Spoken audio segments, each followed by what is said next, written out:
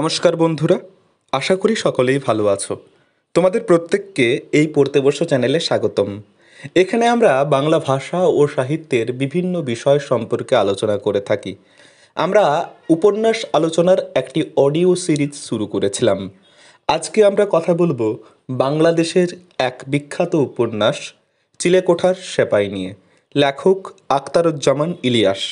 আজকের আলোচনার বিষয় ঐতিহাসিক উপন্যাস হিসেবে চিলেকোঠার সেপাই। এই আলোচনা থেকে আরেকটি বিষয়ও পরিস্ফুট হবে যে রাজনৈতিক উপন্যাস হিসেবে চিলেকোঠার সেপাই ঠিক কতখানি সার্থক। তাহলে চলো বেশি কথা না বাড়িয়ে শুরু করা যাক আজকের আলোচনা।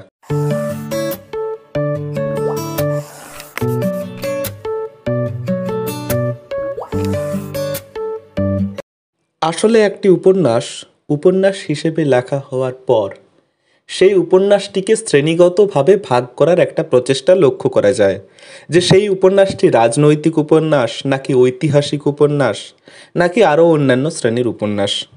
এই ঐতিহাসিক উপন্যাসের সঠিক কোনো সংজ্ঞা নেই, তবুও আমরা এর আঙ্গিক ও বিষয়ের দিক থেকে বিচার করে বলতে পারি যে ইতিহাসের কাহিনী ও চরিত্রকে আশ্রয় করে লেখক যখন একটি বিশেষ সময়কাল, বিশেষ কিছু ঘটনা এবং ঐতিহাসিক ব্যক্তিত্বের দ্বিধা দ্বন্দ্ব আশা নিরাশার কথা তুলে ধরেন, তখন তাকে ঐতিহাসিক উপন্যাস বলা যেতে পারে।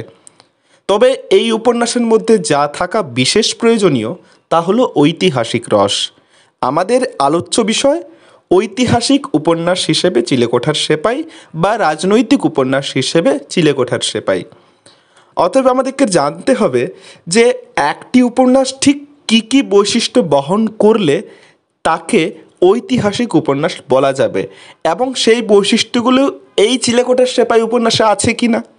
আখতারুজ্জামান ইলিয়াসের চিলেকোঠার সেপাই উপন্যাসটি নানা কারণেই একটি গুরুত্বপূর্ণ উপন্যাস।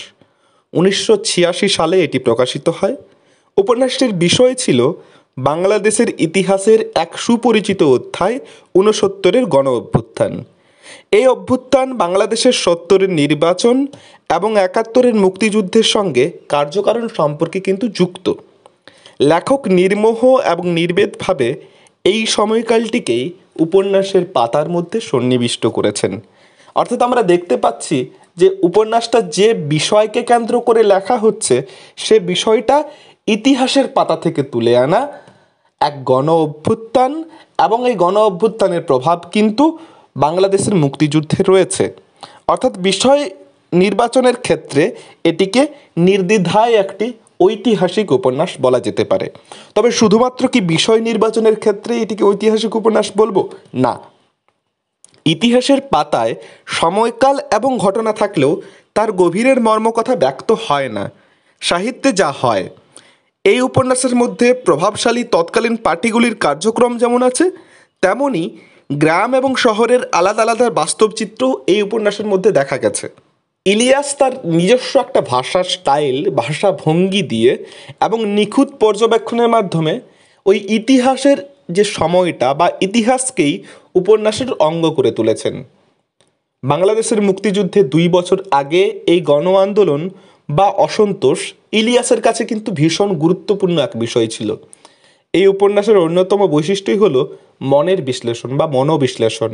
69 সালের গণ অভ্যুত্থানে যারা প্রধান শক্তি ছিল, সেই শ্রমজীবী মানুষেরা, যারা সাধারণ মানুষ, তারা কিভাবে আন্দোলন পরবর্তী সময়কালে প্রতারিত হলো কিংবা বঞ্চিত হলো, বামপন্থীদের কিভাবে ভাঙন হলো এবং জাতীয় আকাঙ্ক্ষা পূরণ না করে তারা কিভাবে রাজনীতির ময়দান থেকে সরে গেল এবং আওয়ামী লীগের শক্তি বৃদ্ধি ঘটল, এই সমস্ত কিছুই এই উপন্যাসে উপজীব্য বিষয় হয়ে দাঁড়িয়েছে। উপন্যাসটি একদিনে লেখা সম্ভব হয়নি। ইলিয়াস এই উপন্যাসের পরিকল্পনা শুরু করেছিলেন অনেক দিন আগে থেকে। 1968 সালের ডিসেম্বরে বাংলাদেশের গণ আন্দোলনের গুরুত্বপূর্ণ তথ্যগুলি তিনি তার ডায়েরিতে লিখে রাখছিলেন। পরবর্তীকালে তিনি এগুলিকেই উপন্যাসে ব্যবহৃত করবেন। উপন্যাসের প্রথম পরিচ্ছেদেই দেখা যায় একটি ঐতিহাসিক সত্যতার ঘটনা বা ঐতিহাসিক সত্য একটি ঘটনা। আগরতলা ষড়যন্ত্র মামলার বিরুদ্ধে মৌলানা ভাসানীর ডাকে পূর্ব পাকিস্তান ব্যাপী স্ট্রাইকে পাকিস্তান সরকারের গুলির ফলে নিহত জনসাধারণ। এই পাকিস্তান সরকার অর্থাৎ পূর্ব পাকিস্তানের সরকার তৎকালীন সময়ে কার্যক্রম চালাচ্ছিল। আগরতলা ষড়যন্ত্র মামলা হলো এই আগরতলা ষড়যন্ত্র মামলার বিরুদ্ধে মৌলানা ভাসানী ডাক দিলেন স্ট্রাইক করার জন্য। মানুষজন সেই স্ট্রাইকে অংশগ্রহণ করলেন। এই স্ট্রাইকে অংশগ্রহণ করার ফলে পুলিশ জনসাধারণের উপর গুলি চালায়। এই ঘটনাটা আমরা উপন্যাসের প্রথম পরিচ্ছেদে দেখতে পাই। দ্বিতীয় পরিচ্ছেদে দেখতে পাই চিলেকোঠার সেপায় একটি মৃত্যুর প্রসঙ্গ আছে। পুলিশের গুলিতে মৃত্যু হচ্ছে একজনের, যার নাম এই উপন্যাসে আবু তালেব। 8ই ডিসেম্বর আবু তালেবের এই মৃত্যু প্রসঙ্গটি কিন্তু ইতিহাসের পাতা থেকেই তুলে আনা। আবু তালেব হাতিরপুর পাওয়ার স্টেশনের কর্মচারী ছিলেন। ইলিয়াস তার ডায়েরিতে নোট করেছিলেন পুলিশের গুলিবর্ষণে আব্দুল মজিদ নামক এক হাতিরপুর পাওয়ার স্টেশন হাউজের মৃত্যুর কথা। অর্থাৎ উপন্যাসে আব্দুল মজিদ হয়ে উঠেছেন আবু তালেব। অর্থাৎ এই আবু তালেব চরিত্রটি কিন্তু কাল্পনিক চরিত্র নয়, এটি ইতিহাসের পাতা থেকেই তুলে আনা এক চরিত্র। ইতিহাসের পাতায় তার নাম ছিল আব্দুল মজিদ। এই উপন্যাসে তার নাম পরিবর্তন করে করা হয়েছে আবু তালেব। এছাড়া 1968 ডিসেম্বর থেকে 1969 7 মার্চ পর্যন্ত যে বিভিন্ন ঘটনা ঘটছে, সেই সমস্ত ঘটনা চিলেকোঠার সেপাই উপন্যাসে ইলিয়াস তার সন্নিবিষ্ট করেছেন। সেখানে পূর্ব পাকিস্তান জুড়ে হরতাল, কারফিউ, টিয়ার গ্যাস, লাঠিচার্জ, 144 ধারা জারি, গুলিবর্ষণে নিহত আহত, মিটিং মিছিল, জনসভা ও বিক্ষোভ সমাবেশ, জনতার অগ্নিসংযোগ, এই সমস্ত ঘটনা উঠে এসেছে। আখতারুজ্জামানের নোটবুকেই আছে 1969 সালের 18ই ফেব্রুয়ারি রাজশাহী বিশ্ববিদ্যালয়ের ছাত্রদের বিক্ষোভ মিছিলে পুলিশের গুলিতে বিশ্ববিদ্যালয়ের একজন অধ্যাপকের মৃত্যু হয়। উপন্যাসের মধ্যে এই অধ্যাপকের নাম ডক্টর জোহা। ডক্টর জোহার মৃত্যু স্বল্প পরিসরে গুরুত্বপূর্ণ ভূমিকা পালন করেছে। অর্থাৎ ডক্টর জোহা চরিত্রটিও কিন্তু বাস্তব চরিত্র। ডক্টর জোহার আসল নাম ডক্টর শামসুজ্জোহা। আনোয়ার জোহার পরিচয়কে আরও স্পষ্ট করে তুলেছে ওসমানের কাছে। জোহা ছিলেন গান্ডুরিয়া পাড়ার ছেলে, ভীষণ ব্রিলিয়ান্ট এক স্টুডেন্ট ছিলেন তিনি। তাছাড়া ঐতিহাসিক কিংবা রাজনৈতিক উপন্যাস লিখতে গেলে উপন্যাসিককে ইতিহাস সচেতন থাকতে হয়। ইলিয়াসও এই উপন্যাস রচনা করতে গিয়ে যথেষ্ট পরিমাণে ইতিহাস সচেতন ও বাস্তবতার পথ অবলম্বন করেছিলেন। পুরনো ঢাকার অলিগলি সমস্তই তিনি এই উপন্যাসের মধ্যে চিত্রিত করেছেন। একাদশ পরিচ্ছেদে লেখক আন্দোলনকে আরও স্পষ্ট করে তুলেছেন। সাধারণ মানুষেরা জটিল রাজনীতি না বুঝেই আন্দোলনে ঝাঁপিয়ে পড়েছে, আর সেই সাধারণ মানুষদের জলজ্যান্ত প্রতিনিধি হচ্ছে এই হাড্ডি খিজির। হাড্ডি খিজির নামক একটি চরিত্র। এই চরিত্রটি কিন্তু ঐতিহাসিক চরিত্র নয়। ইতিহাসে যেমন সাধারণ মানুষের কথা লেখা থাকে না, লেখা থাকে বিশেষ নেতৃবর্গের কথা, অথচ সাধারণ মানুষেরাই এই আন্দোলন, এই বিদ্রোহ, এই যুদ্ধের অংশগ্রহণ করে। একটা যুদ্ধে রাজাদের নামে আমরা পাই, সেখানে কতজন সৈনিক মারা যায় তার খবর আমরা পাই না। এই জনসাধারণের প্রতিনিধিই হলো হাড্ডি খিজির, যে আন্দোলনে নেমেছে এবং আন্দোলনে নেমে তার প্রাণ হারিয়েছে। আসলে ইতিহাসে যাদের অব্যক্ত থেকে যায়, ইলিয়াস তাদেরকেই আরও বেশি মূর্ত করে তুলেছেন। খিজির তারই প্রমাণ।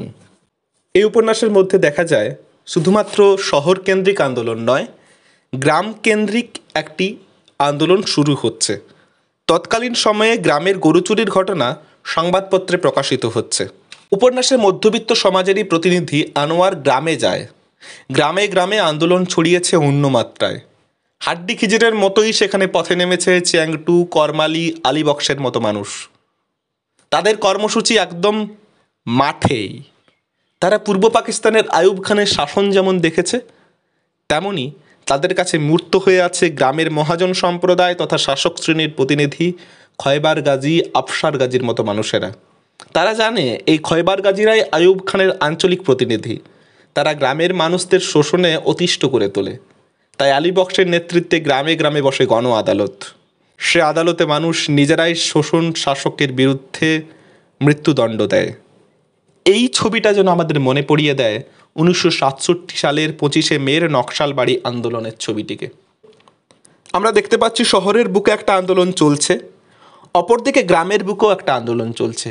শহরের যে আন্দোলন সেটা হচ্ছে সরাসরি সরকারকে ভেঙে দেওয়ার আন্দোলন, এবং গ্রামে বসে আছে সরকারেরই প্রতিনিধি বেশ কিছু মানুষ, যারা গ্রামের মানুষকে শোষণ শাসন চালাচ্ছে। খয়বার গাজী, আফসার গাজী তাদের প্রতিনিধি। শহর থেকে হাড্ডি খিজির যেমন প্রতিবাদ করছে সাধারণ মানুষের প্রতিনিধি হয়ে, গ্রামের মানুষদের মধ্যে তেমনই প্রতিনিধিত্ব করছে চেংটু, করমালির মতো মানুষেরা। শেষমেশ আমরা এটুকু বলতে পারি যে চিলেকোঠার সেপাই কিন্তু ইতিহাস নয়, এটি উপন্যাস। বাংলা ভাষার যে কয়েকটি উপন্যাস লেখা হয়েছে তাদের মধ্যে অন্যতম গুরুত্বপূর্ণ একটি উপন্যাস এটি। কিন্তু গণ অভ্যুত্থানের ইতিহাসের জন্য আমাদের যখনই কোনো তথ্যের প্রয়োজন হয়, যখনই কোনো আসল সত্য উদ্ঘাটনের প্রয়োজন হয় বা তৎকালীন সময়টার দিকে চোখ ফেরাতে হয়, তখন আমাদের অবশ্যই দ্বারস্থ হতে হবে এই চিলেকোঠার সেপাই উপন্যাসটিতে। আমাদের এই উপন্যাসটি পাঠ করা একান্ত জরুরি। উপন্যাসিক তার বাস্তব অভিজ্ঞতা এবং গণ অভ্যুত্থানের প্রত্যক্ষদর্শী হিসেবে এই আন্দোলনের নানান দিককে অনেকটা সাংবাদিক দৃষ্টিভঙ্গিতে তুলে ধরেছেন। ধন্যবাদ। আজকের আলোচনা যদি তোমার ভালো লেগে থাকে বা তোমার সাহায্য হয়েছে বলে মনে হয়, তবে বন্ধুদের মধ্যে ছড়িয়ে দিও এবং সাবস্ক্রাইব করে চ্যানেলটির পাশে থেকো। দেখা হবে বা শোনা যাবে পরের অডিও সিরিজ বা ভিডিও সিরিজে। ততদিন ভালো থেকো, পড়াশোনার মধ্যে থেকো।